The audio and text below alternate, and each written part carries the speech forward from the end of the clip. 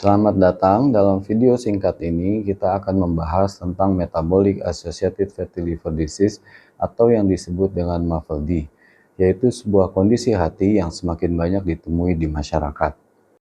MAFLD adalah kondisi penumpukan lemak di hati lebih dari 5% dan disertai satu atau lebih faktor risiko gangguan kardiometabolik.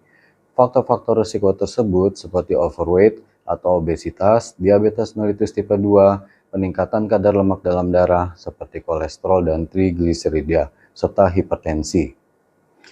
Dulu, penyakit perlemakan hati dibedakan menjadi perlemakan hati akibat alkohol dan non-alkohol.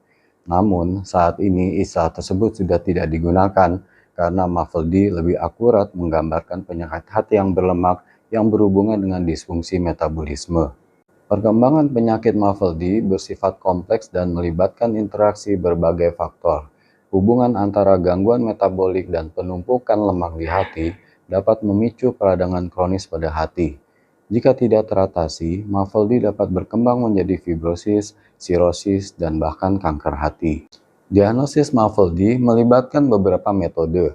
Pemeriksaan pencitraan seperti USG, CT scan, atau MRI dapat digunakan untuk mendeteksi perlemakan hati atau yang dikenal dengan istilah steatosis hati. Fibroscan atau transient elastography digunakan untuk menilai derajat steatosis dan fibrosis hati. Tes darah untuk enzim hati seperti SGT, SGPT, serta pemeriksaan profil lipid juga penting. Penilaian fibrosis dapat dilakukan dengan menggunakan skor seperti sistem scoring V4. Biopsi hati tetap menjadi standar emas untuk diagnosis definitif, tapi umumnya dicadangkan untuk kasus-kasus tertentu. Tata laksana MAFLD melibatkan pendekatan komprehensif, modifikasi gaya hidup, termasuk penurunan berat badan dan peningkatan aktivitas fisik merupakan langkah awal yang penting. Penurunan berat badan 7-10% melalui restriksi kalori secara signifikan memperbaiki perlemakan hati dan menurunkan inflamasi pada hati. Diet hipokalorik yang menargetkan penurunan berat badan secara bertahap hingga 0,5-1 kg per minggu dengan defisit kalori sebesar 500-1000 kilokalori direkomendasikan. Aktivitas fisik yang baik seperti olahraga aerobik dan resistance training juga sangat dianjurkan. Selain itu, beberapa obat-obatan dapat digunakan.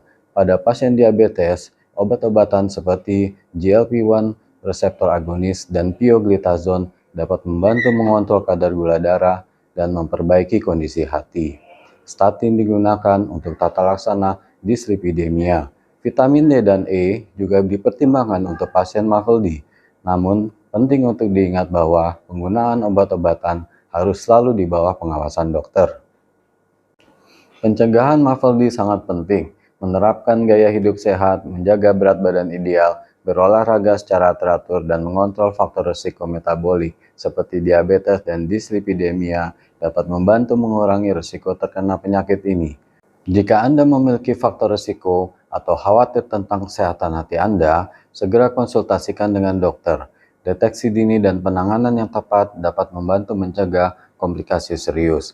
Mari bersama-sama menjaga kesehatan hati kita. Terima kasih dan salam sehat untuk kita semua.